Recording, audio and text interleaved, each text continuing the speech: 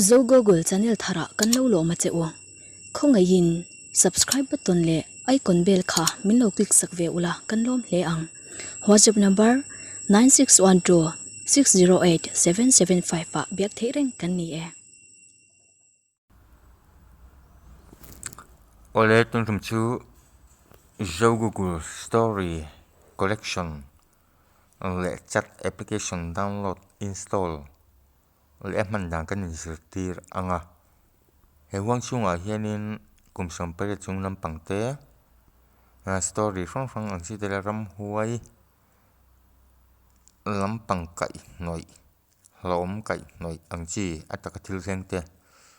le poetry ang chi te da ania la thuri lang chi te mo kakha download na kan zirtir don ane masipera chunin video description a hianin ilutanga I download tur ilu na tur link ti nuaya khanin link click tur oma ka block link ke chunin ka va click lawanga ka copy ka paste a ni pon description a download tur link chin an click a ti hian lo omanga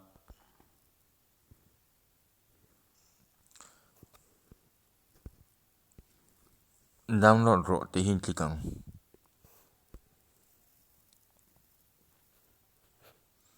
ti chuanin Google Drive ani wangin okay nga Gmail he thlang don ni chen package installer ni nga ti install and download anga chimi zoa MB 9.7 chau ania array lo download chung te kan install anga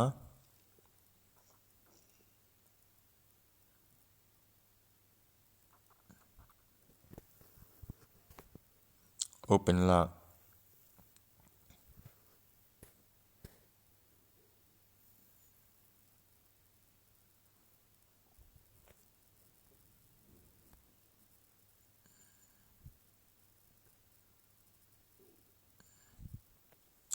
welcome not oma okay nga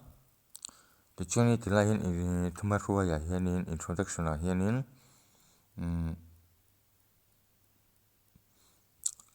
chunga tu jek te copy phal lo thu le hla ang chi ronda ve du in omani chuanin kan har lo chewa number ka da hianin milo WhatsApp non unia ti chuanin aman dana chuan atlai 3 lines fi menu ni ai click anga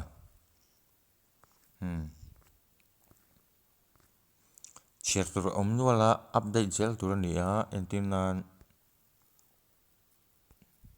kan apps install tu te kan en le chinanga chimi ma chuanin profile siam anga nga okay la allow pela ta hianin iming ichuang chuanin description e chuanin phone number te mo iveng le khuate poida the chun gender a hianin an select la male ai lang chuanin camera le min click lai profile picture tu select photo lut la ikhalak iwa select don ani I profile picture tur kha achungtlang mi hi itikanga I save ang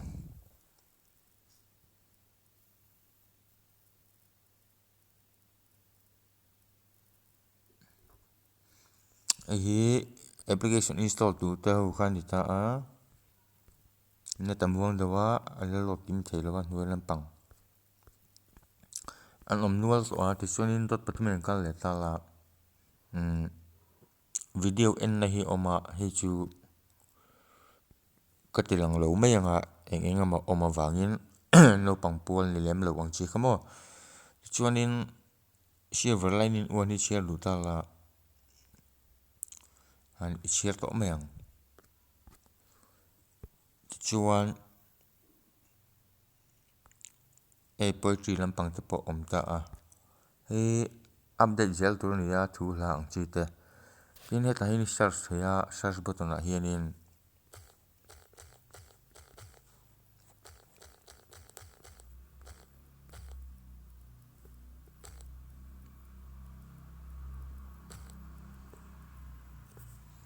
Silverline ni che du chen te kanin 12 polum ta share 12 fai lut ngal mai ang I share ngal mai don ani ti chuanin share hi om le ta la hian I share thei boka he application hi WhatsApp ate mo in share nga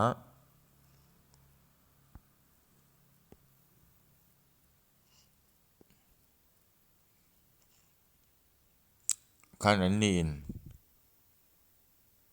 an lo download ve le mai don ani ka man dan zual pui ania share ngai na tu tan le ta hianin a huwain chatna oma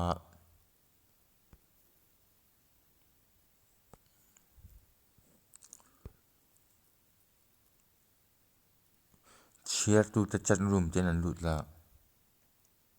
profile siam to kha chuan ten an chat thei ni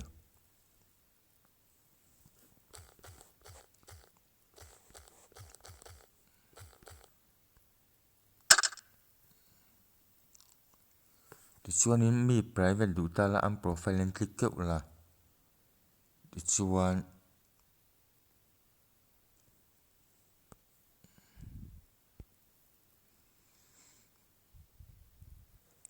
iwa comment sak theia Facebook ang deuh kha mo for profile picture kha ti chuan I private du chuanin I PVT I du chuanin eta hin click lenga I PVT mina ina hmu pui to lo che chuan khalak te video te emoji te kha leng vek boka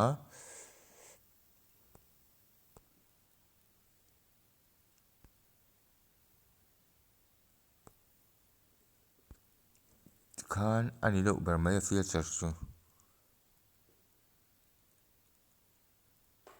tu tunge application install ve I hre du chuan application install tu te ten lut le menga chuan ta hianin anon langanga an mani identity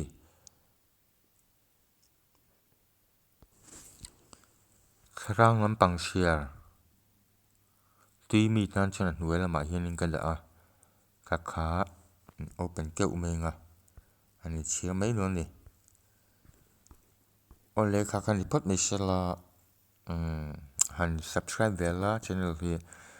tin hemi update zel turang chi tele athar da lu in nei ni chuan ka soyang khanin atran tira ei thuma ruwa ya phone number WhatsApp number ka da khanin private in melo be mai lo nia ole ka lo me